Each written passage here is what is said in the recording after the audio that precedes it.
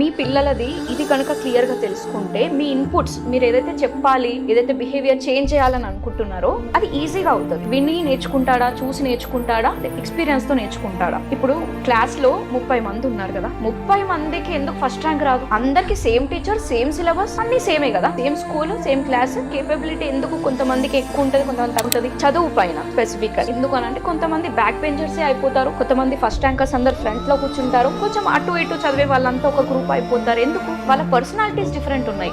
Back benchers చాలా sports లో, music లో, ఎక్స్ట్రా కరికులర్ యాక్టివిటీస్ లో ఎక్కువ ఉంటారు వీళ్ళు.